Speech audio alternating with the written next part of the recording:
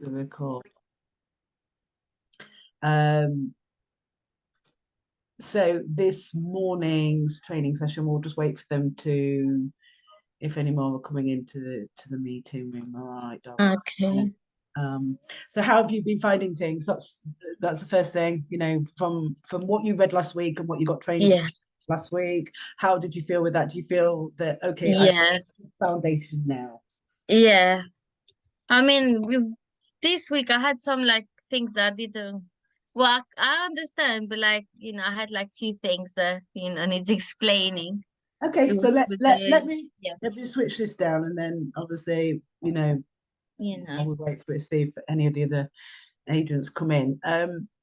But like overall, like from last time, yeah, like I said, as I said last time, like you know, now I'll I do understand better things, my best. I'll do my best to answer. So go on then, find me away with the first question. So I was seeing the video like in the notes as well, and it was like, the thing that I didn't understand was like if you have like one seat, like for the phone call, well, like what does it mean? Like, can you? Because Right, it's okay. like, for example, like one seat, like when you have just like when you deal with one business, or it's just like,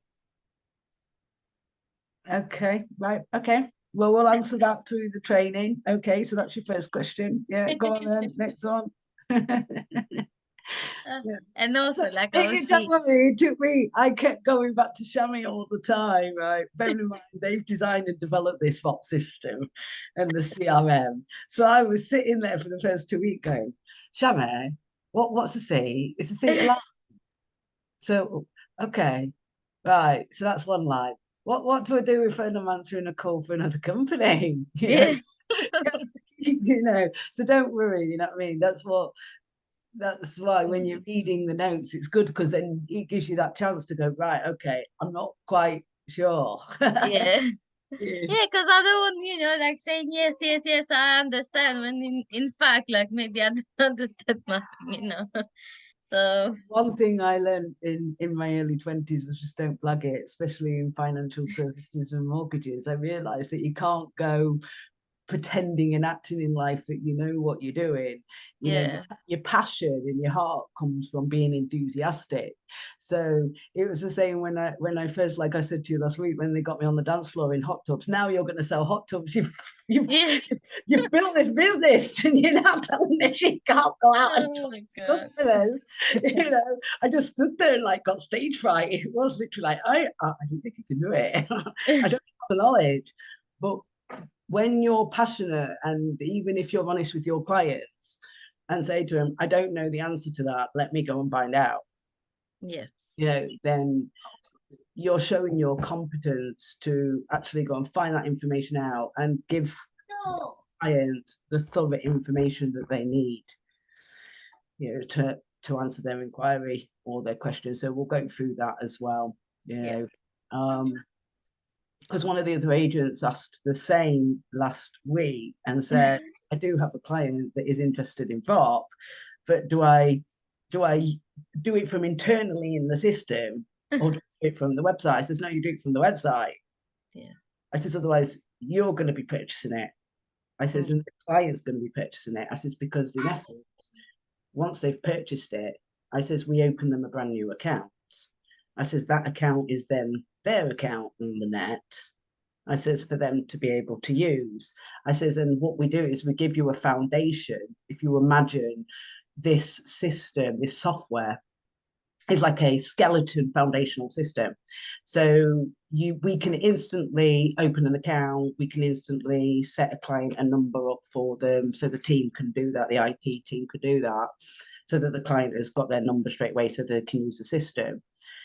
When it comes into further things that you will learn as I'm learning, like I have done over the last couple of months. And the reason is I've identified that not only will we be recruiting other affiliates or other hybrid agencies like ourselves, you will also find other businesses, any type of business that will be adopting or finding that they have interest in VOP because of the changes that are coming in. Yeah.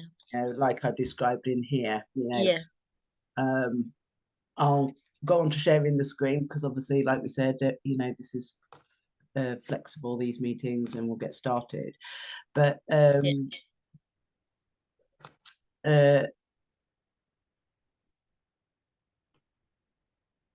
you see it now?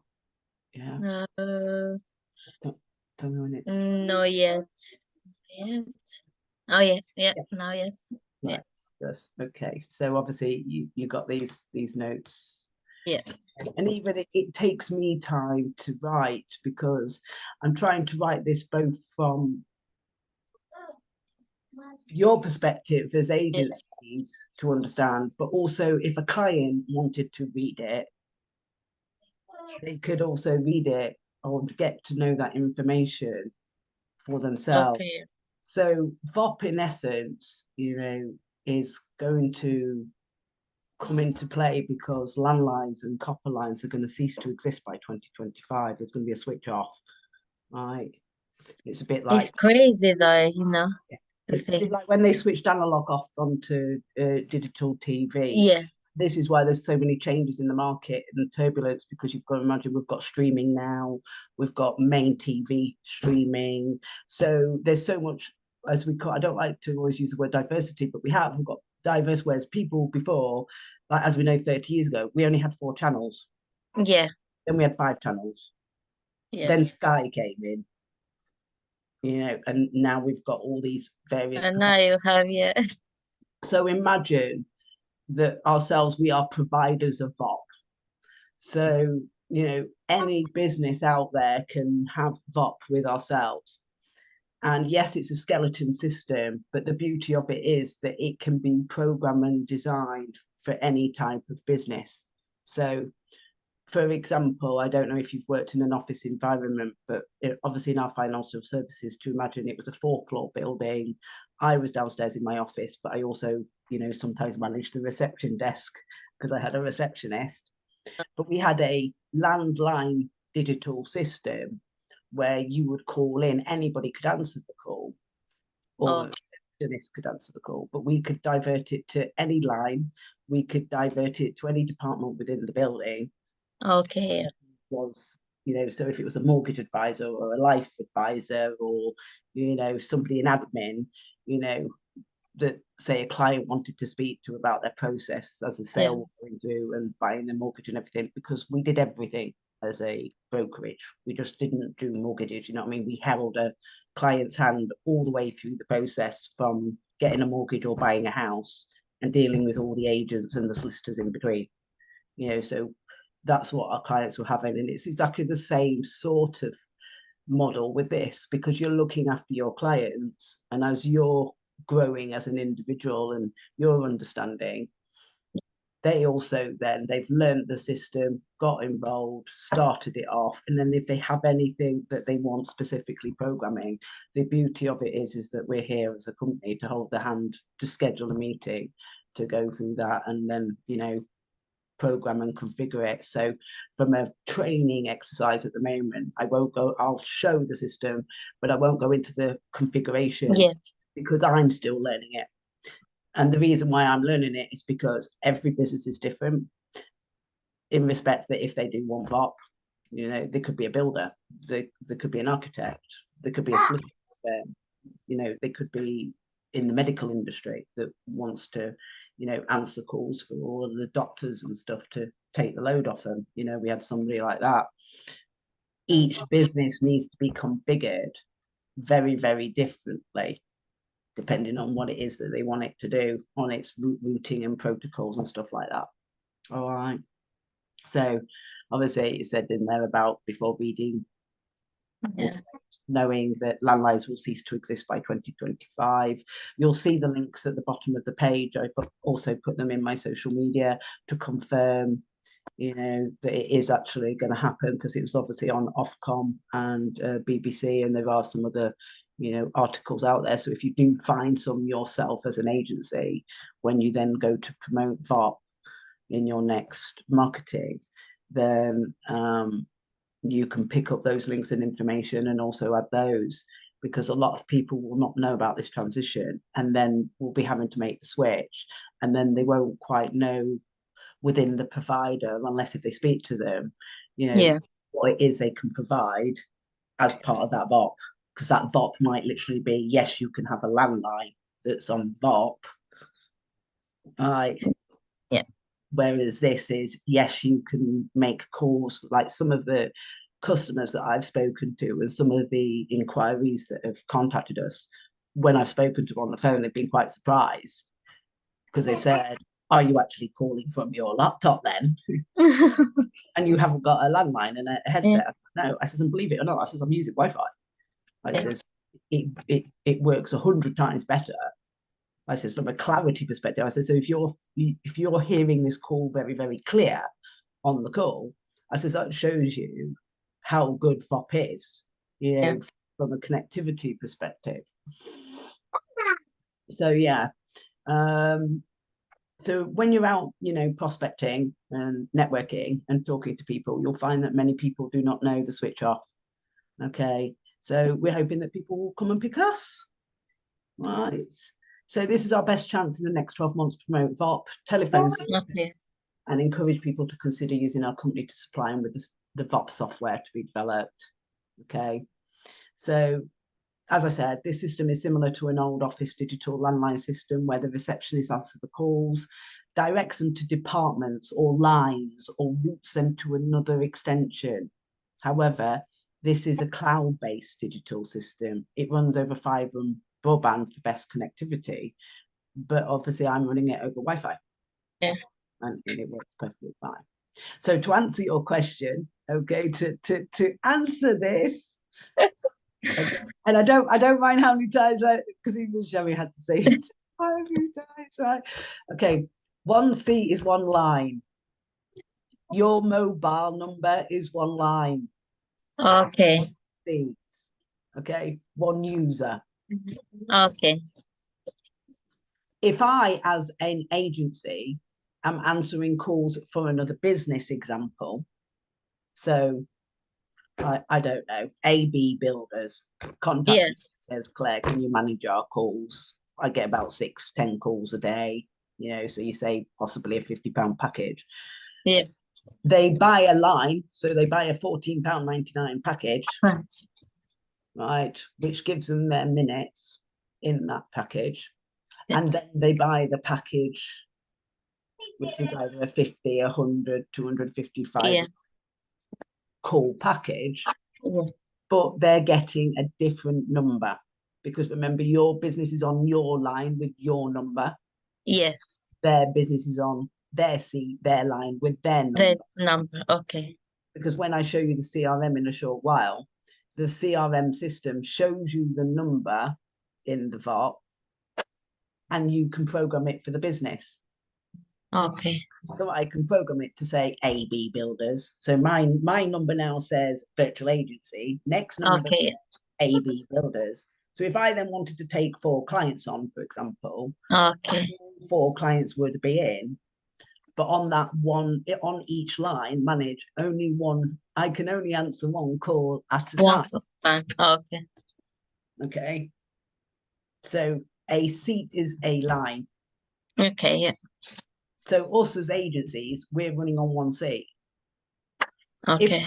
If you came to work for me virtually, and I said, can you answer my calls and help me out as an agent, and I'll pay you this, I would still need to set you another seat up as a line, or you would be answering the calls for the other businesses on their lines. So I would then have 2 virtual agency seats because you might be answering incoming calls as a virtual agent for the company, but you then might be answering calls for all the other companies. Okay. So in essence, 2 lines with 2 seats. All right. So one person can take calls at a time with another call on hold in the queue. You know, it's exactly the same as like a mobile or any phone. You know, you're going to get an engaged tone, or you know, it's going to say on the mobile that call is busy. You can set the system up with perimeters to play music, to say please hold. Somebody will answer your call shortly. You can set it up that if you then got different lines and different virtual agents working with you, so say if you were working virtual and working with me, we can program the protocols that then the second line will pick up after so many rings if I don't answer. Yeah. Okay. So numerous seats can take numerous calls in essence. Okay. Yeah. You can scale that. So if it got to, in essence, and I'm speaking to a client like I do on the phone when they're asking me about Voip and how does it work and like those questions that you're asking me, okay, and they say, well, what if I do want to recruit extra staff? You know, you can do that depending on how many clients you've got and the call volume. So as I said to them, you know, I know, having run an office and knowing how many calls that office got a day, which could have been 1,000 calls a day for us to manage. I know I realistically, just answering calls, 150, 250 quick calls a day. I said, but if a call is a minute or a call is 30 minutes, if I was dealing with a solicitor, an estate agent, and somebody else, I could be on that call with the client for over an hour. Because back then I used to be using 2-3 phones because I'd be ringing the bank, ringing the solicitor on the phone, negotiating, you know, those type of things. Okay. Yeah. The call charges in the system are already set up for each country in the system. So each country's cost is already predetermined in the system. So for like UK, it tells you what the calls are per minute. Okay, for using Voip. Okay. And it's obviously different for each country. Okay, so we've got country codes in the system that can show you the call charges. So they're always checking that they're up to date in the system, and obviously checking, you know, industry regulations and things like that in telecoms as well. Okay. So every business model might be slightly different in essence. So you look at the structure of the company and what they want to do. Yeah. You know, are they wanting to all work virtually? Are they all working in a kitchen? Are they wanting to build a call center? Are they having an office? You know, are they all working as remote agents in different countries? You know, so there's lots of alternatives in there for the system to be programmed. All right. So we don't then have any other hidden charges. That price for telephone system is the price of the packages. Okay.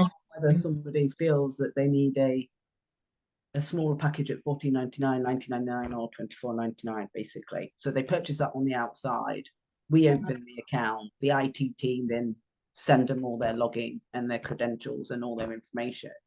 And obviously, you know, they're there as a backup if the client or ourselves needs to help them assist any further at that point, or at any stage, maybe 2 months' time, 6 months' time, where they say, right, I'm ready to scale. I'm not quite sure of this. Can we have a recap? Can you just retrain me on this? So that they understand the programming protocols, because this is what I'm trying to understand about the software myself. The guys are trying to train me bit by bit. This is how you direct a line to this. This is how you put it to a mobile. This is how you'll switch it off between this time and this time. You know, so there's lots of different things that you can actually do in the system. Okay. So this has got 2 elements in it, because you imagine, it's like I was saying to Mohammed the other day, that ourselves as virtual hybrids, we can sell the service as resellers. We can use the service, and we can scale the service.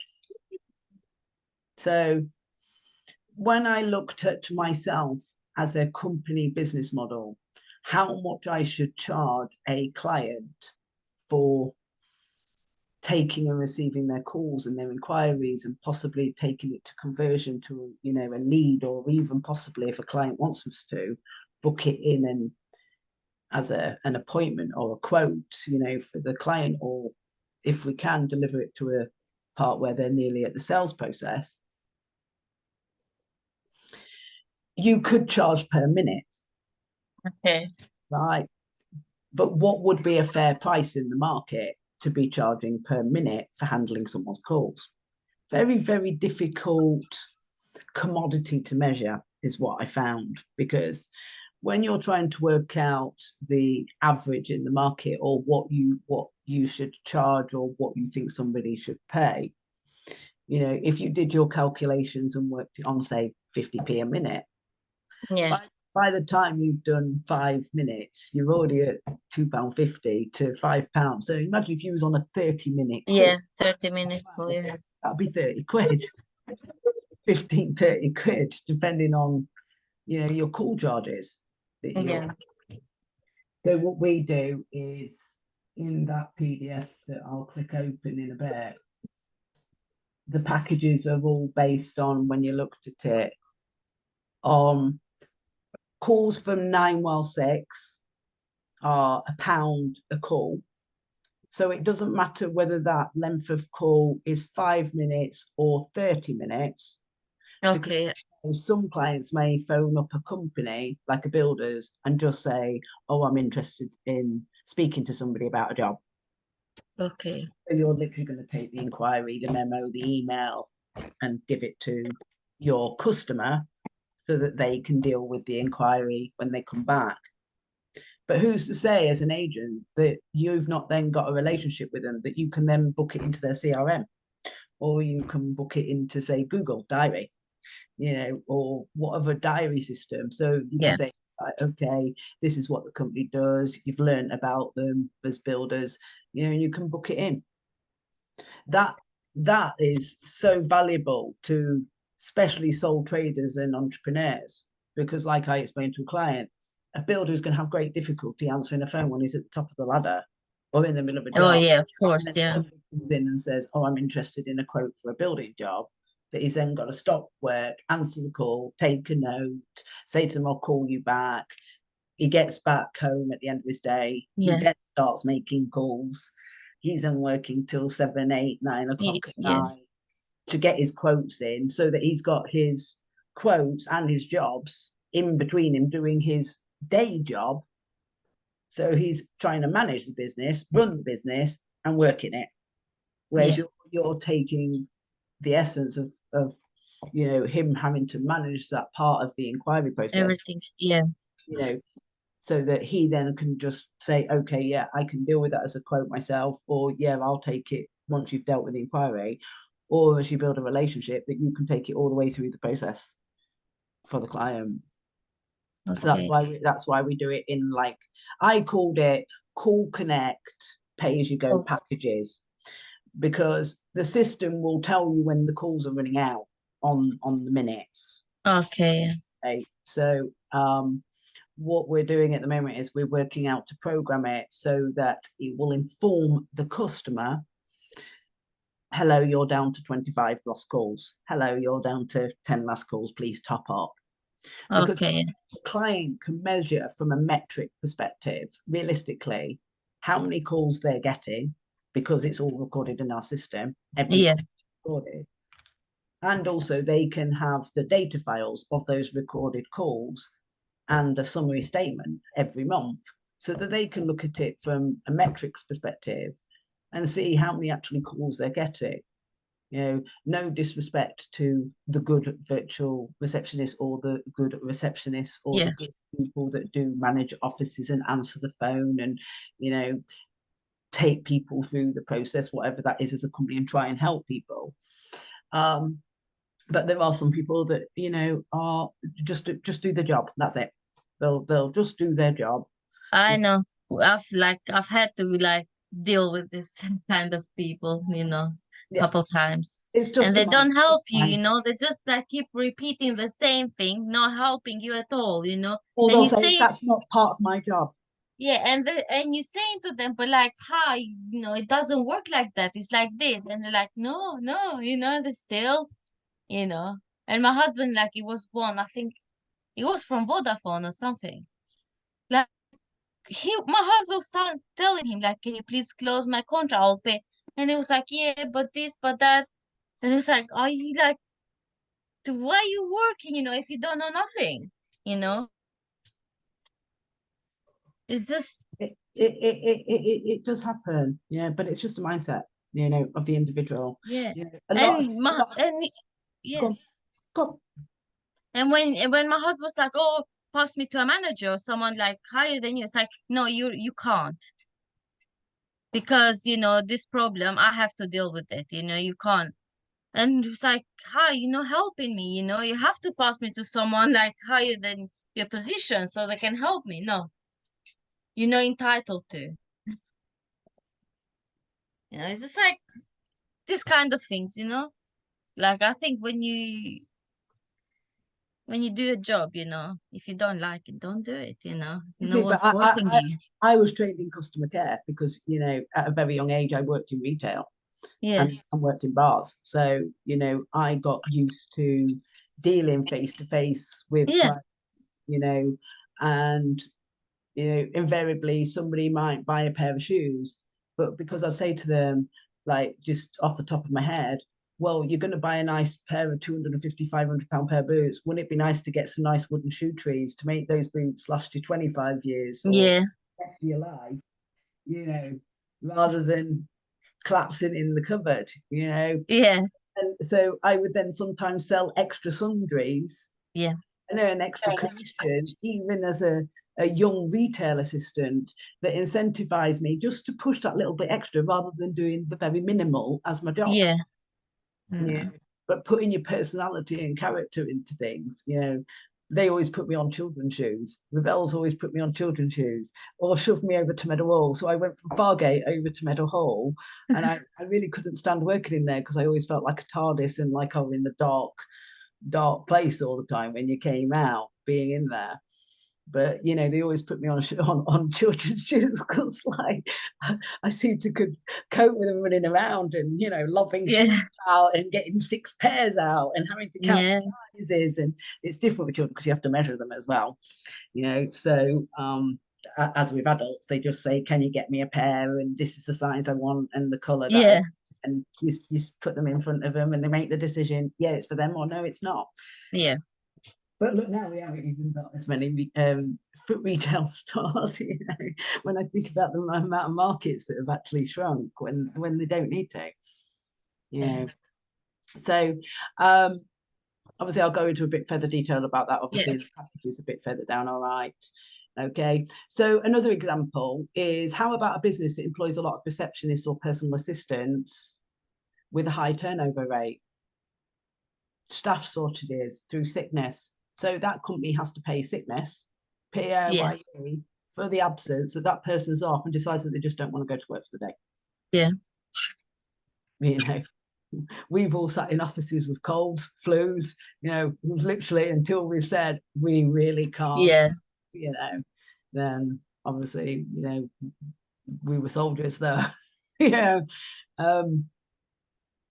So anything from a receptionist to somebody that's doing admin data work, or that type of uh, industries, you could be earning anything from 20 to 50 grand a year.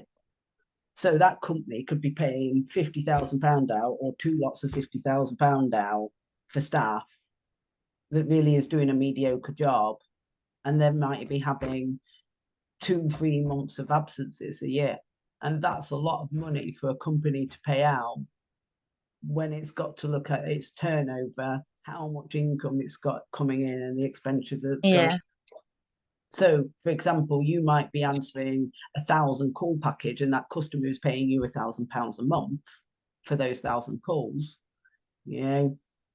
but they're then paying 12 grand a year, not paying 30, 40, 50. They may decide to keep their receptionist on, but have you as a supplement, because they might have a sales campaign going off and they want you to deal with the inquiries to the leads, and look at the conversion rates, because also then you can, from a training perspective, it's very, very good, because then you can listen to the phone calls you can go back and reflect on those phone calls and then see, oh, what improvements could you make, you know, to the calls that you're doing, you know, from a metrics perspective. You know, so it's really sort of like working hand in hand with the client as well, you know. Or for example, they have a business and just needs help.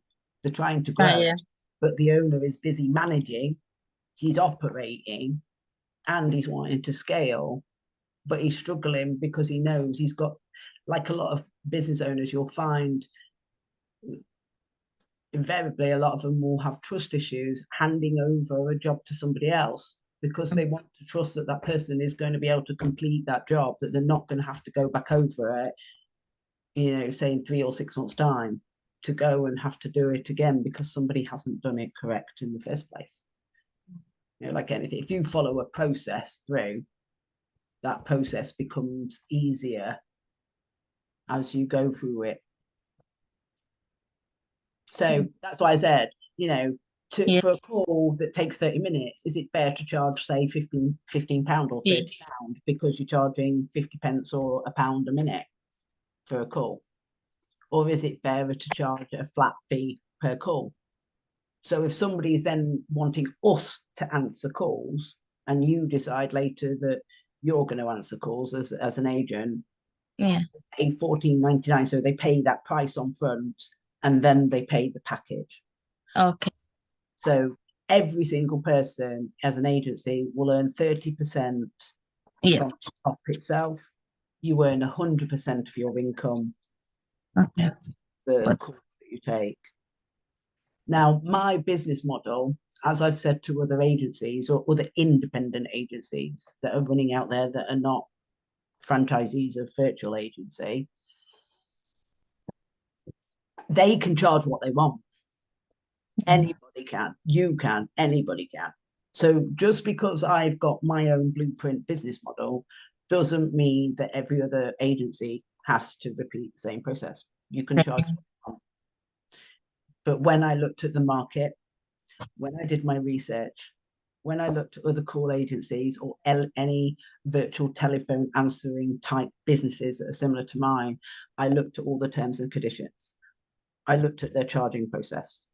I looked at what their website was saying so that I could have a cost per average.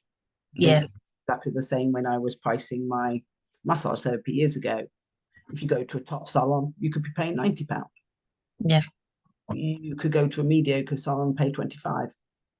Sometimes you can go to a top salon. It's got the best environment, but you'll get a massage therapist that will, what they call, tickle you. They don't do a thorough massage. Whereas like myself, I was just a therapy centre, very rustic, but I priced my price at £35 to £55, depending on the massage. And people came out and felt the benefit afterwards, and they would come back because they'd realised that the pain would come back. We never said to our clients at the end, please come back and book in or anything. It's just come back when you're ready. Of course. And they were just booking online, you know. And it's the same with this, in essence. When your client is ready at that stage, your client may say to you as an agency, yes, I do think I have about 25 calls a day, or yes, I have about 50 calls a day, you know, that I'm having to manage. So go slightly over on the package to overcompensate for what they're actually doing and the volume, and then you can measure it. So then if they need a bigger package so that they're not always like updating and topping up, then they can do. So they pay the £14.99 a month, and everything beyond that is obviously your earnings as a call center. So yeah, you can, in essence, like I said, to anybody that's inquired as an inquiry or a lead, saying, can I start my own agency? Or yes, I'm interested in bot, you know, and yes, I'm thinking of doing this as a call center. What could I charge? You know, I've said to them, it's your business. You can charge what you want. You can charge, but do your research. You know? So I sat down. You don't want to charge too much and no one comes to you after, you know. I do my calculations. It's fair. What, for somebody, you think about it. So I have for example, at the moment, Lamanies has recruited me to take some of their calls and inquiries. Yeah. So they're paying me for that. Now, they're asking me to take the inquiry, talk to the customer, answer their questions and queries. If they want to sign up on board, obviously sign them up and on board. And I've taken them through the process just the same as I did with yourself, with every customer. So even if a customer like bought a website like he did it the other day, he texts me on WhatsApp and says, I've done the payment now online, Claire. Yeah. I then rang him on the Monday morning and said, right, I'll now put your file over to the team. They've got most of your details. Anything else that they need, they'll come back to you. They'll give you a quick call. I says, so that you're speaking to them as well. I says, and I'll give you a call in a couple of days. I says, you know, and just have a little update with you. And that's when he came back to me and said, I am having a bit of writer's block about my content. I'm really not sure what I should be doing. Maybe I should recruit you guys to do it for me. And I said, well, you have to think about that over the weekend if you can write it. Yeah. So I gave him some tips on the phone, you know, for his business, where it is, where it's located, what type of business it is, you know, what really he should be writing about, and just to give him a perspective so that he could get his thinking cap on, to give him some ideas. You know, I says, ideally, it should come from you. It's your business, it's your brochure, it's your book, Yes. your sales tools. But if you do struggle, I says, then we are there as content creators to be able to do and facilitate that service if you are struggling. So he will let me know over the weekend. All right. So obviously you've read most of this, so that's why I'm gonna like skip over, like in essence run through it, so that we obviously show you the system today as well that I use. Okay. So, you know, these are other things that you could be charging for. Like I said, you know, as an agency, you know, having a diary system for booking appointments. So if the client doesn't necessarily have a specific CRM, for example, then Google Calendar is quite sufficient for, you know, booking in inquiries like you saw my diary, Yeah. and follow-ups, and putting notes in, putting your meetings and putting Zooms in, you know, scheduling things. So remotely, the other company can still log in and yourself, because you're using one company system. So you can, like in Google, you can have different accounts for different companies as well, you know, for different diary systems. You know, obviously we can offer, you know, our own CRM and data for clients and theirs, you know, if they want us to look after them, you know, so they can pay you for looking after their CRM database. They might say to you, we've got a database of 500 clients, for example. I worked with an artist last year. She wanted to build up a database as a brand new company. So she asked me to go to all the artists' websites, and galleries and places like that of art, and pick up their contact details, because she was wanted to promote an exhibition 3 months later. Okay. With this plastic-free acrylic paint. So I sat there, collected all the information, and emailed on average, and I did a number count, because she said some days I could tell when you were out, because I put the report in every day, you know, so she could see it. And she went, I could tell some days when you were a bit tired to when you were on rapid mode. She went, because all of a sudden, she went, even I thought, I couldn't measure that. Because I said to her, I said, have you timed it for you doing it? You know, on average, how long it takes you per obtaining the information, obtaining their name, address, email, contact, links, social media links, then getting the email. And luckily, we've got email templates like I have, like I've given the other agencies some email templates so that you can send inquiries off and answer them. So she actually said, if I hadn't have done what I'd done for her, you know, she would have been screwed, because she was trying to package the product, she's trying to develop the product, she's trying to market the product, and you know, she didn't have a data bank to start with. So I said to her, if I help you with the data bank to get you going. So I contacted people from all over the world, and then some people even then rang me Oh my God. Then I was like, okay, I've got to answer this inquiry, you know, and I'm not an artist. I do a bit of art, but you know, I'm not in their job. So I try to understand the client from their perspective, where they're coming from in any type of business, what it is that they want to do, what it is they want to achieve, you know, what's the end result, you know, and if there's any obstacles, how we're going to get around them, you know, whether it's a Yeah. programming issue, software, connectivity, bolting something in, you know, in essence, I can see it, how it's going to work, but sometimes the client needs to understand the work involved. Yeah. It's not just, for us, it's not, we're not just selling something, we're servicing something as well and maintaining it. Yeah. So yeah, you can deal with, you know, email management for your client. So you could charge for that. How Yeah. much you usually like charge for like for email? Or depends like. Depends on the client. You know, last time I negotiated, because sometimes I negotiate the rate. So, you know, it could be £1 an email. Okay.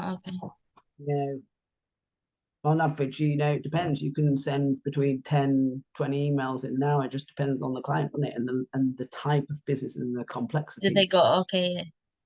But I negotiated her at £15 an hour Okay. because she was a startup. You know, I've negotiated rates at £20 an hour. Okay. You know, the difference is this: is you might then say to the client, "Okay, I'm charging you a pound a call from 916. Okay, I'll tell you what. Then I'll charge you £1.50, but I'll do your emails as well." So each call, each email, each Well, yeah. inquiry is getting followed through the diary, you know, that and that business then feels assured, oh right, okay, you're dealing with that inquiry right through from a lead perspective in whichever way it wants to go. And then they only need to pick it up. It's a bit like our IT guys now. They're only picking up things if I say, hey, we really do need to quote on this, it's a bigger job, you know, or can you talk to them specifically? It's technical, even though I've gone through and given them some ideas and options, they will then get involved. Okay. Okay, so even as an agency, that's why it was quite exciting, because holding a little bit back from all you guys right at the beginning and thinking, okay, we're just going to sell the services, to now, hold on a minute, we can use the service, we can promote So, the service, we can sell the service and to other businesses. And we've got a prime opportunity in the market from now to 2025 to be able to promote VOP, you know, yeah. and the fact, like, I had a client the other day that contacted me on the phone, and he actually said, he says, I have done some inquiries about how much it would cost me to have VOP. And he went, because when I saw your advert, I then saw the idea and thought, right, okay, I'll have a look. He says, and they wanted to charge £200-300 a month. But that was just for the line and the rental, the seat, the this, the this, the this, the this. And he Yeah. said, so I couldn't work out how was I going to then make money beyond that. And he says, so when I saw your advert, hey, I can have a telephone system starting at £14.99 a month. And I says, the beauty is that you don't have to recruit another member of staff until you get into a threshold you just can't manage. Yeah. And then you bring the next one in. I says, and they can work virtually, or they can work in your kitchen, or they can work in your lounge, or you could build an office and a call center. I Yeah. says, I says, the flexibility is open to you from a business model. You know, also what we're developing, which you'll see in the system, is a chat box service and a video conferencing call service. Yeah. So our package prices will change slightly again to account for that a customer would then want you to answer through a virtual AI chatbot that might look like you, That box, yeah. rather Yeah. than looking like 2D. Right? Yeah, so we're Yeah. developing those at the moment. Yeah. And I've also asked them, we've got the system set up that as soon as you do a call, you can send an email.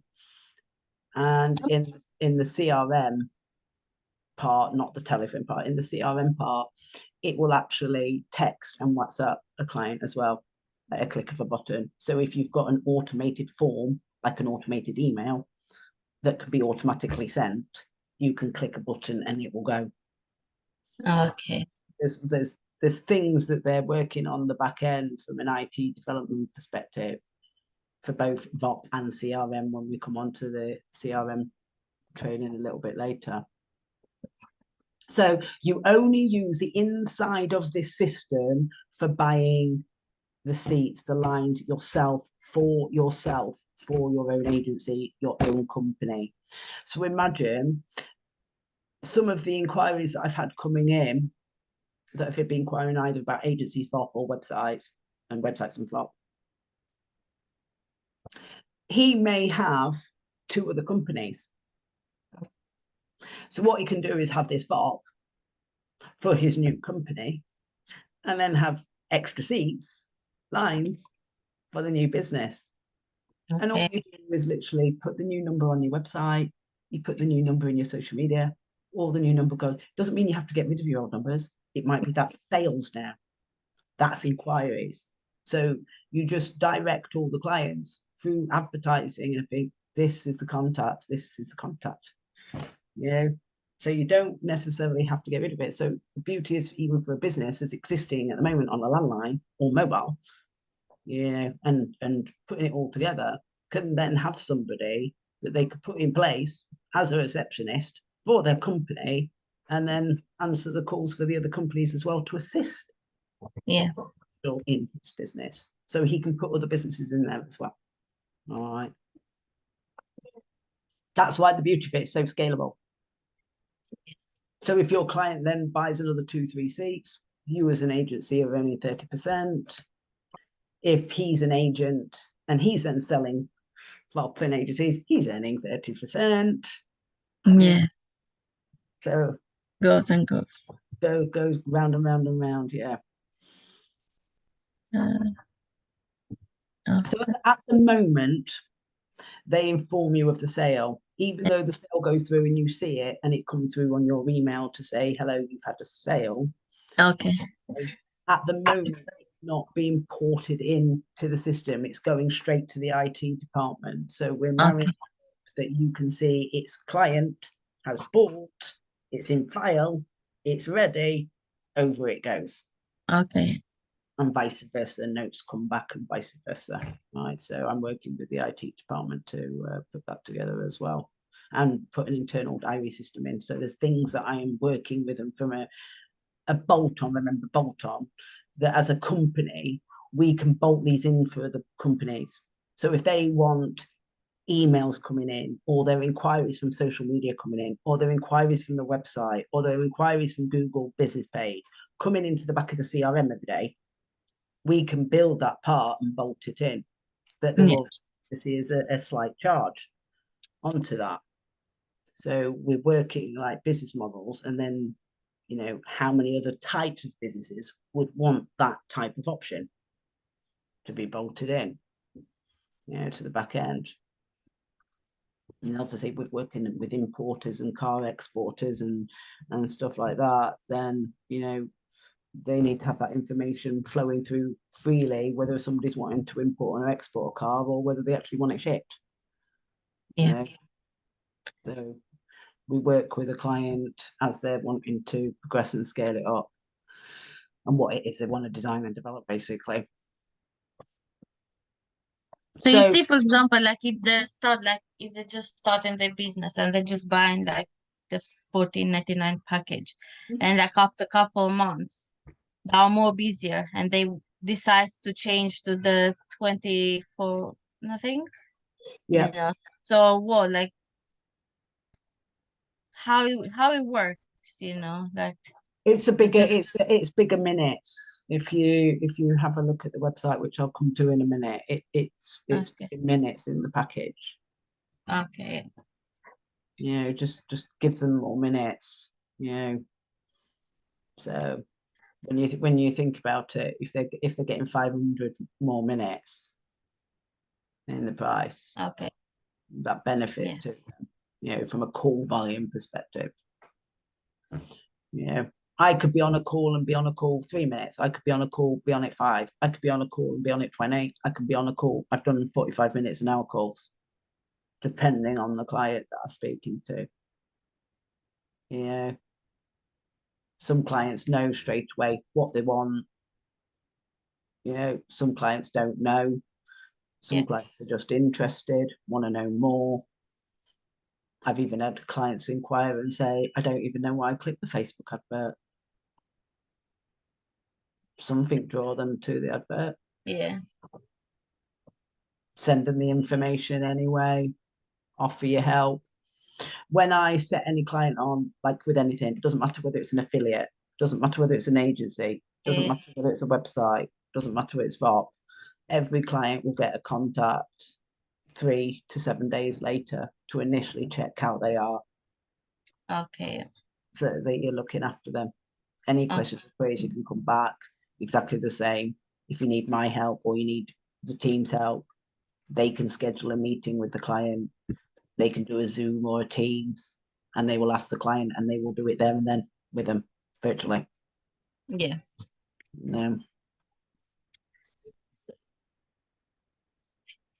So, like I said, then every business is very different. So that's why we sort of, the VOP is a skeleton system that can just be built up depending on the type of business that is off. So those are the articles there for you to grab, but have a look yourself and see if there's any more articles, because you might, like in different countries, you get different searches and different links. Okay, so in the package it says, what does IVR stand for? Interactive voice response. Okay, so you get that in the package as well. Okay. Okay, it's a technology that allows a computer system to interact with callers through voice, dual tone, multi-frequency. All right, the input via the keypad on the telephone. So you can then, in essence, you know, the brochure that I gave you yesterday. Yeah. They sell the telephone systems and headsets. Yeah. So that one. You don't necessarily need a headset. I don't use a headset, but you know, some people do, because it puts them in that work modus of I'm in reception and I'm answering calls. You can have a telephone set that will come through the internet, go to the landline, and then you answer the line, and then you divert it through as you're on the call. So you can set those protocols up. So they can have landlines. So the beauty of this business is, you can start and use the telephone system $49.99. Any business can. Yeah. The only other call charges only come in if they want you to answer the calls. For them, it's just a $14.99 package, $49 package, and then if they top it up themselves, they top it up inside their system.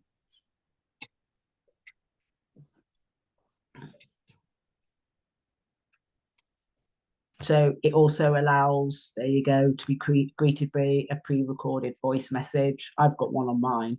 Pre-recorded voice message.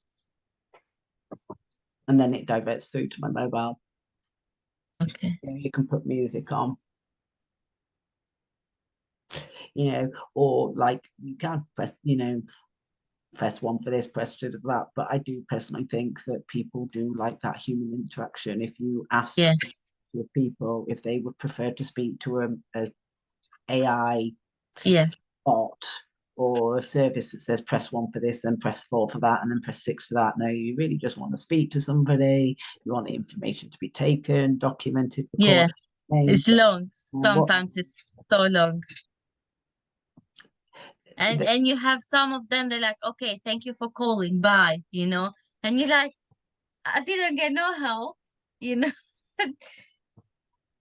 because I've had like, so, just say like, oh, press 1 for this, press 2 for this, and after say, okay, bye. And I didn't have the chance to talk to no one, so I had to call back, press other numbers, screaming at it. I'm thinking you're screaming at a machine. Frustration. Right, but people are people. But I'm still a traditionalist. I would prefer to go into a shop and be able to ask an assistant, can you help? Or I'm looking for a particular product. Do you supply that product? Yeah. Can you help me? Even though nowadays and sometimes I might everything is becoming, like online and all this stuff.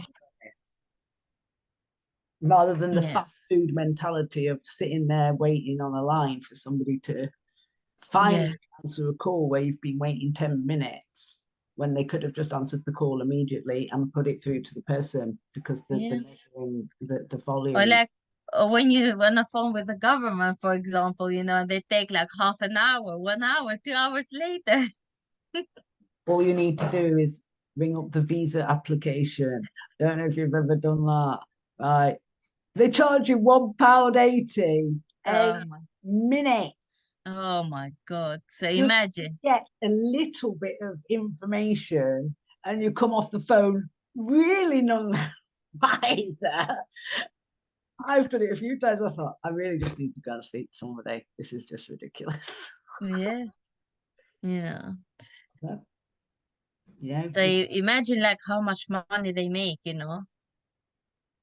So a business can really make this into, as a little micro business, you can really make this as profitable as you want, Yeah.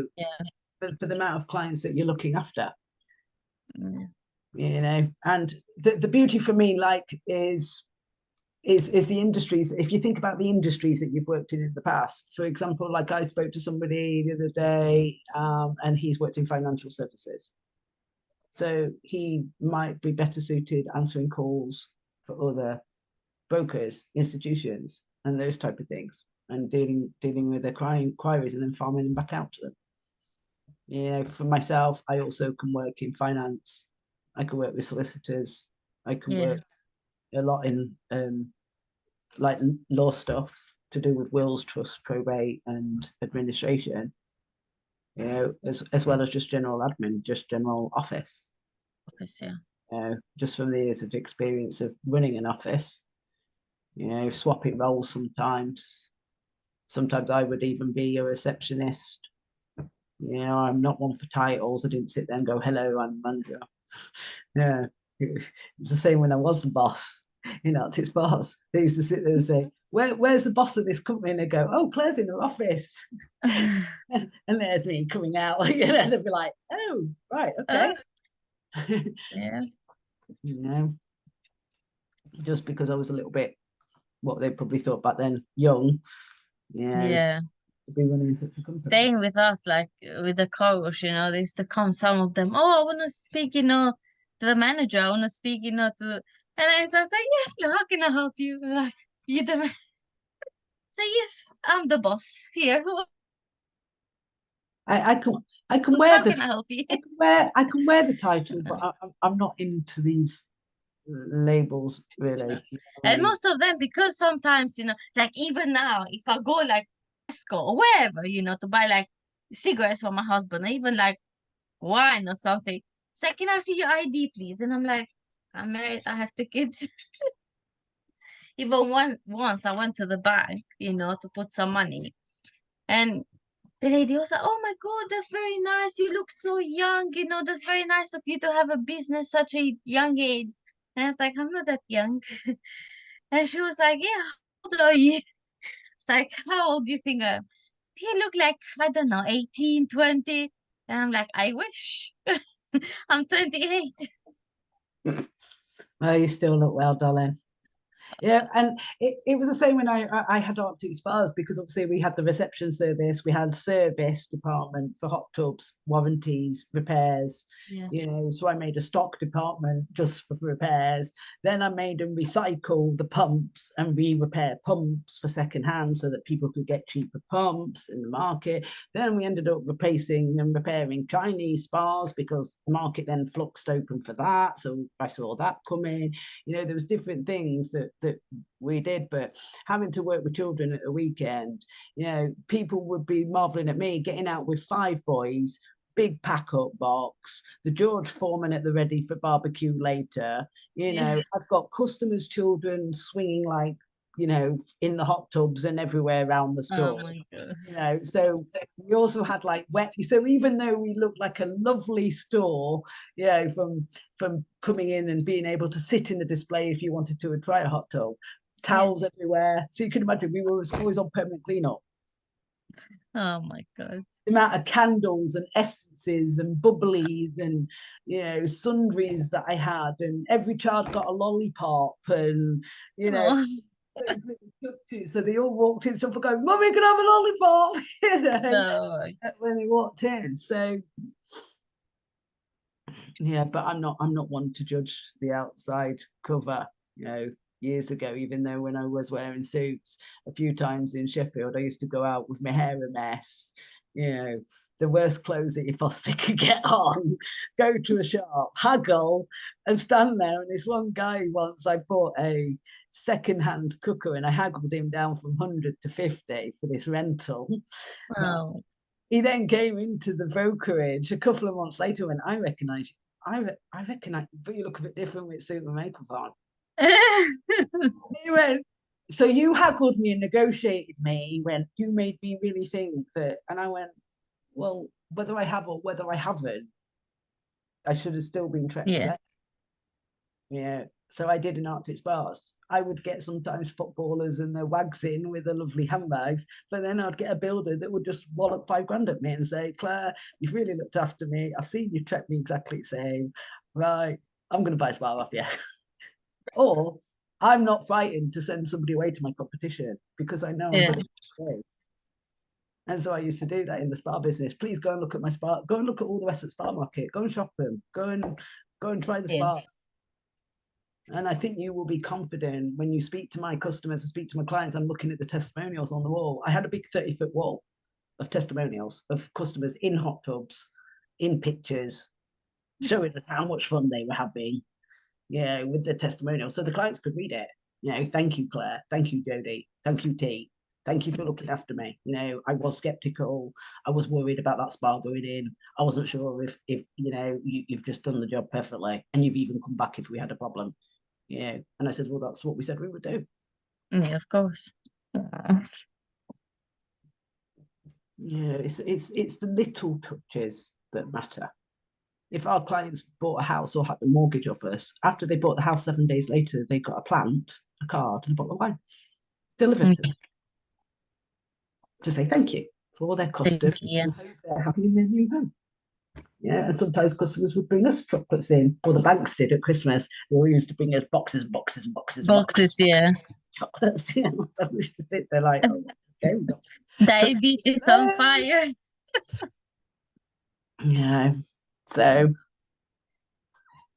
each to their own, though. Each to their own. You know what I mean? So, but that's that's so. Even though I've got my business model on the call agency answering charges, no agency has to follow my formula. But if they do, it's easier from a hybrid perspective because we can program it in from an e-commerce perspective that the client could just pick the package on the line on the website, which is about to happen in the next few weeks. So it explains there, obviously, what you could do: surveys and polls, automated responses, call routing, customer support, outbound messages. All right. So it explains about, obviously, the benefits of the IVR in there. Okay. These are just notes in here for the configuration. Okay. If you was passing a call to an agent, it's called call routing. Okay. Okay. And all calls are recorded. Okay. Right. And that's brilliant from a compliance perspective, especially for people in financial services. I was speaking to a client yesterday who was in financial services himself, and he said, if I have somebody answering calls, how do I know that they're answering the call effectively? And I said, because you can listen to the call at any time. I said, so you've got a good training manual there to be able to have a monthly meeting with your staff, even virtually now, that we didn't have 20 years ago, where you could have a virtual meeting and go through sales techniques or customer care, or how to turn that inquiry into an interest that may potentially become sale.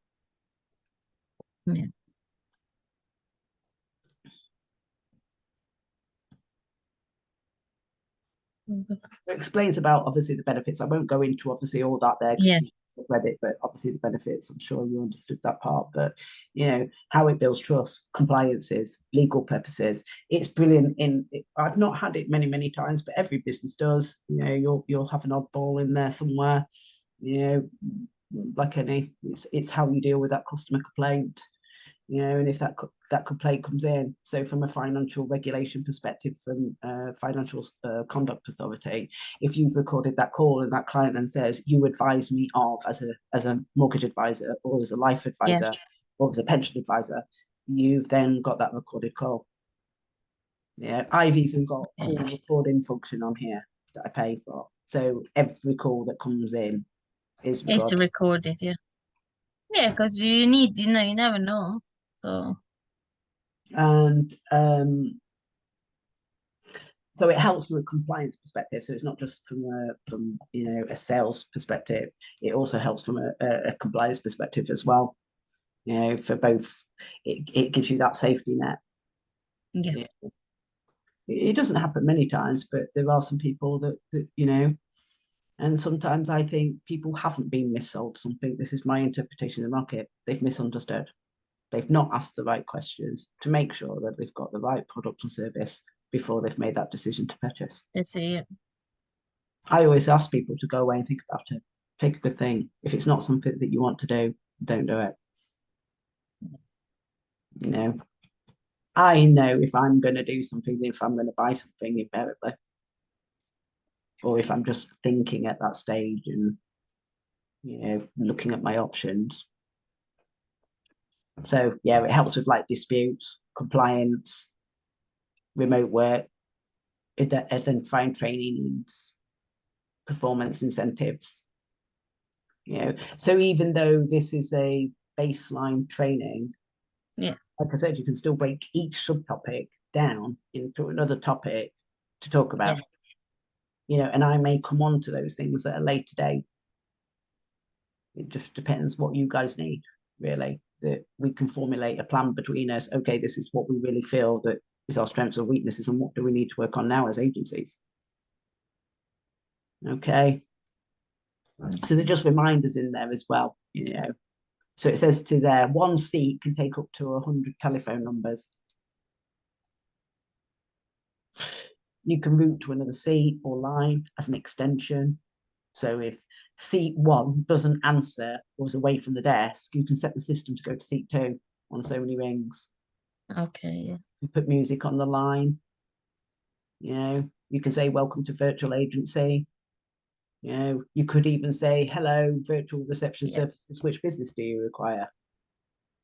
If you wanted to do it that way. Because I worked with a website guy for many, many years, and I did my website, but then he looked after the hosting side and the backup. He used to charge me £50 a month, and that's why I've said to people recently, you can get a starting website at £14.99 a month, and you're actually getting us to back it up. Now, ask a company to back it up and see what they'll charge you. Oh, probably more. I've had 3 clients that have lost their websites, or they've in transit somewhere, or they've gone down and they haven't been maintained. They're now stuck. What do they do? And people don't think about those things. They just think, I want a website. If I want a mortgage, what do I want that vehicle to do? How do I want it to act? How is it going to perform? Or am I going to just assume that I know something? And that's why I don't. But that's why it's easy sometimes for customers to find loopholes. And I say, if there generally is a cause for concern and somebody hasn't acted accordingly, then obviously it should be dealt with appropriately. By going to a manager or someone else. So we can also do campaigns for the clients, but this part is something that you would do one-on-one with a client, with Shami, myself, from a programming perspective, to see what they want to do and how they want to do it. Because there's different options.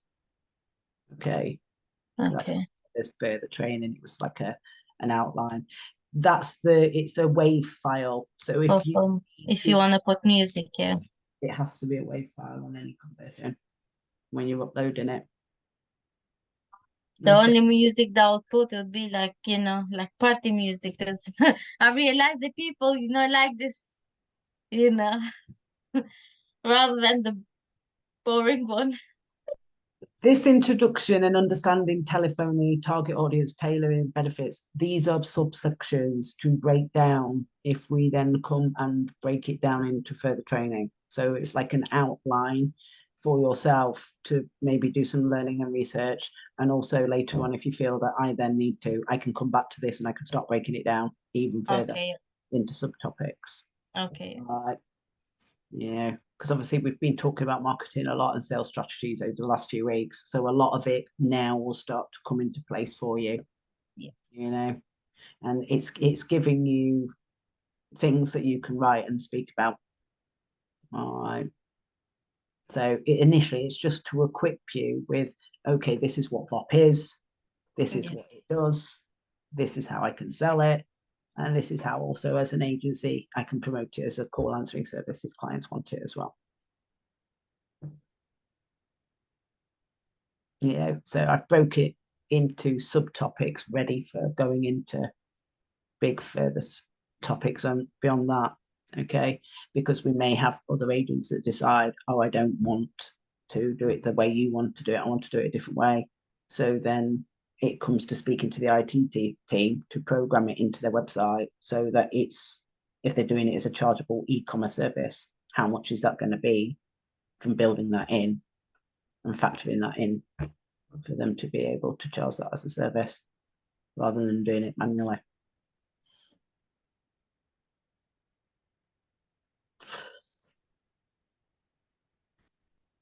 So it's like now all agencies are, when we set them up, you've got your payments set up straight away now to go to your bank.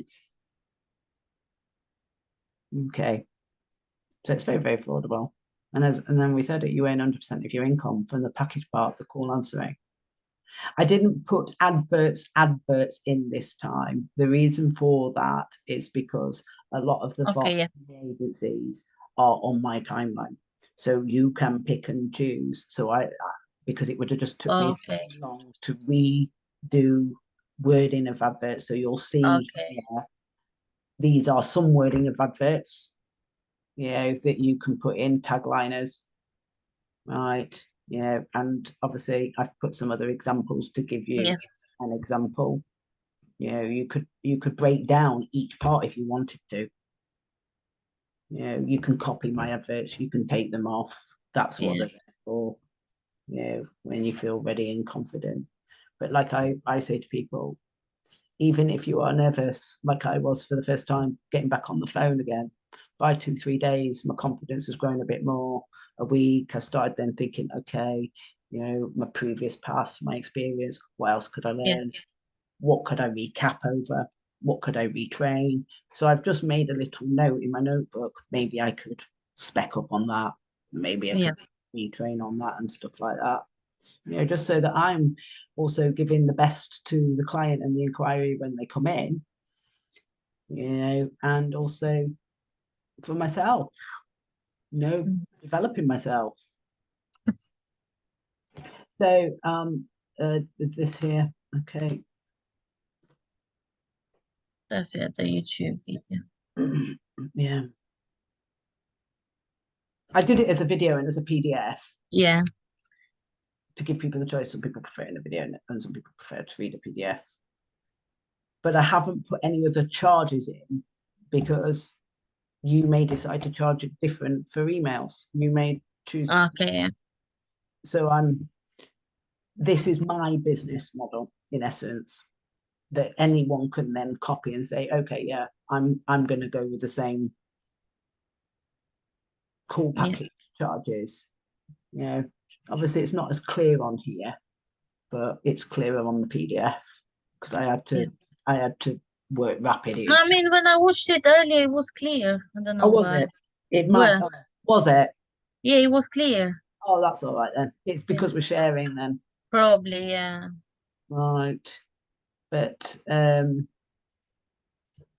me just stop the share at the moment and I'll do it through the PDF. But that's so that you know that the video is there. And then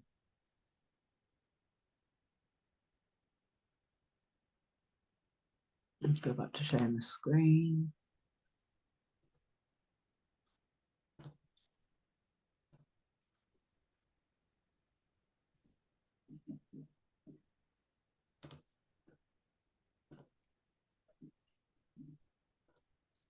hopefully I could did you pick up this other document? Could you pick it or not? Because it's no. right. It's I normally can do it, and that's for some reason I sat there the other night and I really was having Tried, yeah. I really can't open it up. I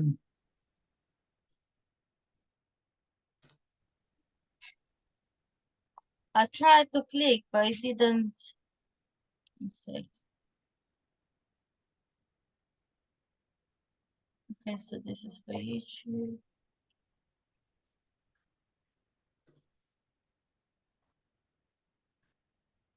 No, I can't open the link. I will do a reconversion on it then, but obviously you've got it in video. Yeah, I did it as a PDF today, and I was thinking, hold on a minute, I normally can like redo them and put them back on the net, and I was sitting there thinking it's just not going. Right, so obviously it's just a reminder, you know, that one seat is one line, so you need 2 lines is 2 seats, so it's there. Obviously, this is the pricing on the website. So every client, regardless whether they're buying VOP for themselves, VOP for their own business, or they're buying a line for you to answer the call, they would buy a $14.99 package. Okay. Okay. The client confirms the purchase, then you request the IT department to open, set up their account, login, and passwords. So you will pass the client their information, but so does the IT department. So they'll have that information, credentials, and then you'll say to the client, log in, just get familiar with it. I'll come back to it in a few days. You can make your calls. It is set up. You know, you can, once you feel confident, you know, you can then set that number up for the person. But in the meantime, the IT department will all do it for you. All right. So you just email them over. Okay. Yeah. Like us as agencies, we're 033 numbers, so we're a UK national number rather than we being a Sheffield number like 0114. But a customer can be any area code, any number, yeah, in any nationality where VOP is available. Okay. okay. And then that was coming in at the same time. So let me just go back to where I was. I do apologize. I don't even know where I was then, and it opens another screen for me in the server.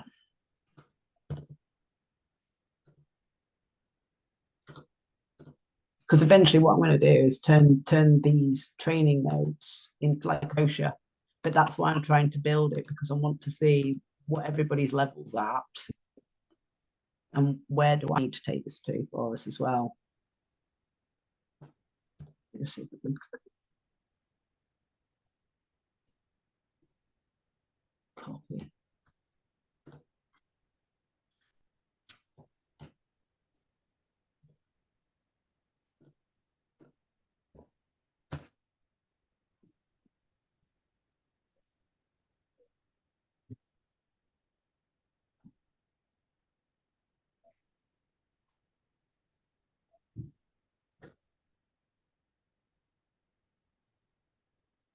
So it's there on my PC. I've got to convert it to a net related version. So let's just go a bit further down. So yeah, you know, it tells you what there is: 1,000 minutes, 1,500 minutes, and 2,000 minutes. Okay. In each package. Okay. And this is what I charge now. Okay. So if a client says how much to handle my calls, right? Sorry, I've gone a little bit further ahead. I'm sorry. Please excuse me. It's okay. It's okay. Right. Okay. So my charges are daytime 9 a.m. to 6 p.m. Monday to Friday is £1 a call.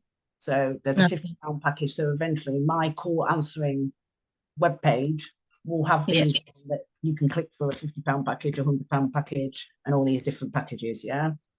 Okay. Because I had to make the decision myself before they program it in what I wanted to be charging. Yeah, what you want to charge, yeah. So and then this one is 619. So say if a business is wanting calls right up to 9 o'clock. Yeah. You can make calls to people up to 9 o'clock at night, UK law time. Okay. Obviously, it's unsolicited after 9 o'clock at night. So, up to 9 o'clock at night. Yeah, and some clients do prefer it. They might say to you, can you please call me back in the evening and when I am free? So, yeah. £1.50 a call. And then obviously at weekends, slightly higher again. Charge more, yeah, of course. This is a week. This is 24/7. And that's 24. Yeah. I've got weekend at 175 and this is £2. Okay. But how can you do it though? Imagine if you're sleeping, and you get a call, Well, in essence, that might be for like transport, logistics. Yeah. 24-hour companies, that are needing to run taxi services, things like that. Yeah. But also, if you was going to think about becoming a call center, Yeah. and you wanted to then scale up, you could then have staff on shifts. So that line will only become on that shift. You can program the system that it will only take calls between certain times. So you might have somebody on from 6 till 12 at night, from 12 to 6, or you might have somebody on a 12-hour shift, or somebody on a 4-hour shift. So you can set those protocols in the service that somebody else can take it. So you might have a member of staff that says, I don't really want to work weekends or days. Can I just work nights? Nights, yeah. Some people want to work weekends and not work in the week. Yeah. Gives you that flexibility that if you have got a flexible virtual assistant, so that's really like my choice on pricing structure, but that doesn't mean that everybody else has to have the same. It gives you that option to think, well, what would I charge? But it makes you put the entrepreneur's business head on, so that from a business perspective, you're working out your costings. You're working out what do you think would be a fair, balanced price to charge a client for doing such a valuable service for them. Yeah. And this obviously is our telephones. So if a client then says, oh, well, I am wanting to be a call center, and then we could supply the phones. Mm-hmm. We can supply the headsets and everything, and it's just all sent to them. So you can buy all the things that you need. That's the beauty of it, basically. So I'll show you the system now.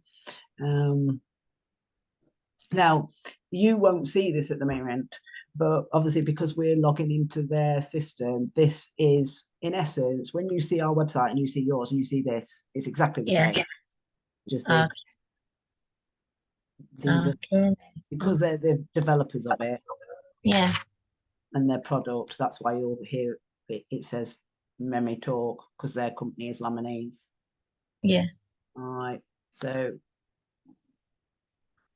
all the other hybrids have all got this now. Okay. Right. So you can do it from the outside. It allows you. Okay. Right. But we log in. Yeah. Now what I'm doing is I'm going to give you an overview today, like I do clients, because of the configuration part. That's all. Okay. It's very, very quite long-winded. Right. But what I'm also doing at the same time, and this is why I was working on it last week, is I'm deciding whether to do it in screenshots or videos to explain each page and how it's configured. And then when it's more complicated stuff, obviously it can go through. So I'm also learning all this on the inside on how to route a call and where to put it and how to direct it to a mobile and stuff like that. So you've got your dashboard here. Okay. 17 seats, yeah. So he's got 13 lines. Wow. 13 different departments. At the moment, active, me. It's just, okay. Because he's away. Yeah. So I'm managing his calls. So my seat is active. He doesn't need his seat on. Okay. And it's diverted through to me. Okay. It tells you the account balance. Yeah. Okay. This page tells you the call volume, Wow. so you can view it and go further in depth. It tells you the calls inbound and outbound. Yeah. It tells you the total calls answered, and it shows you the last 5 calls on there. Okay, yeah. So it'll show you which line it came from, to which number, and the duration. Okay, yeah. But at the top here, see here where it says that's his number. Yeah. Okay.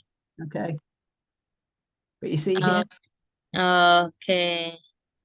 I call from that number. Okay. Okay.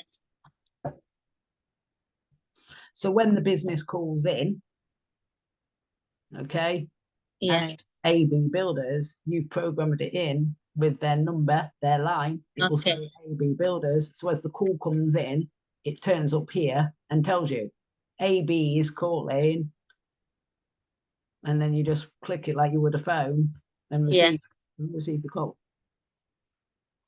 Okay. So those are all his lines. Okay.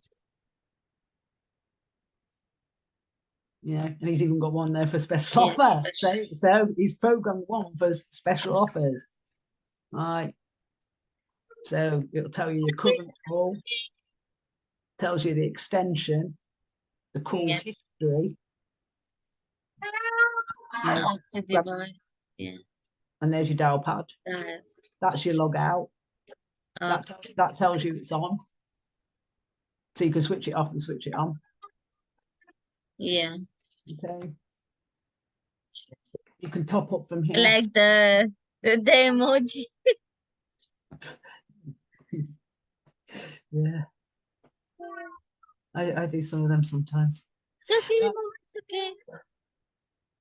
There's a little one there. Let's see. Is he Both of them. One is watching iPad, the other one is crying. You're very good, aren't they, really? Headache sometimes. He's been up since 5 o'clock today. Lovely. Just 1 second.